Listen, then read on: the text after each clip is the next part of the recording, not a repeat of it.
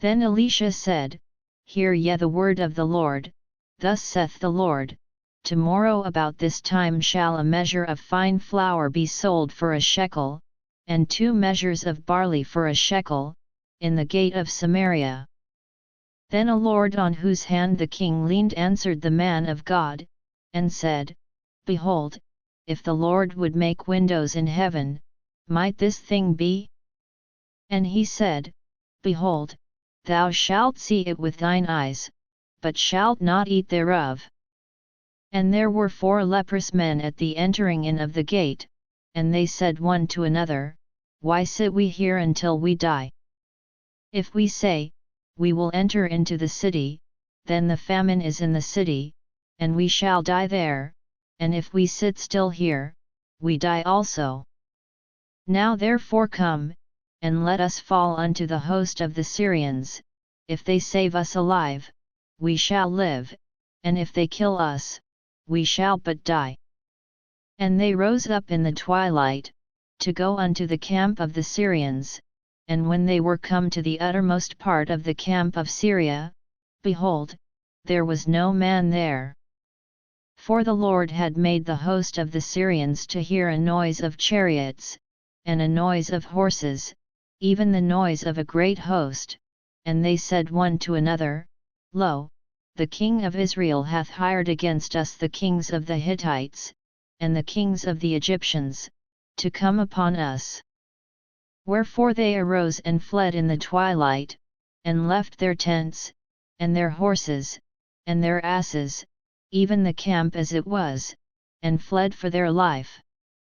And when these lepers came to the uttermost part of the camp, they went into one tent, and did eat and drink, and carried thence silver and gold and raiment, and went and hid it, and came again, and entered into another tent, and carried thence also, and went and hid it.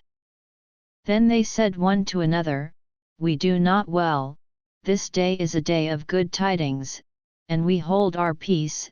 If we tarry till the morning light, some mischief will come upon us. Now therefore come, that we may go and tell the king's household. So they came and called unto the porter of the city, and they told them, saying, We came to the camp of the Syrians, and, behold, there was no man there, neither voice of man, but horses tied, and asses tied, and the tents as they were. And he called the porters, and they told it to the king's house within. And the king arose in the night, and said unto his servants, I will now show you what the Syrians have done to us. They know that we be hungry, therefore are they gone out of the camp to hide themselves in the field, saying, When they come out of the city, we shall catch them alive, and get into the city. And one of his servants answered and said, Let some take, I pray thee, 5 of the horses that remain, which are left in the city, behold, they are as all the multitude of Israel that are left in it. Behold, I say, they are even as all the multitude of the Israelites that are consumed, and let us send and see. They took therefore 2 chariot horses, and the king sent after the host of the Syrians, saying, Go and see. And they went after them unto Jordan, and, lo, all the way was full of garments and vessels, which the Syrians had cast away in their haste. And the messengers returned, and told the king. And the people went out, and spoiled the tents of the Syrians.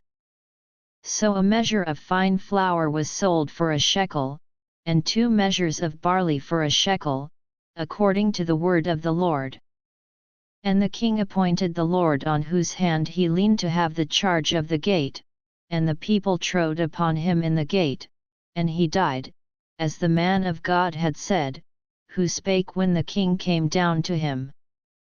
And it came to pass as the man of God had spoken to the king, saying, 2 measures of barley for a shekel, and a measure of fine flour for a shekel, shall be tomorrow about this time in the gate of Samaria.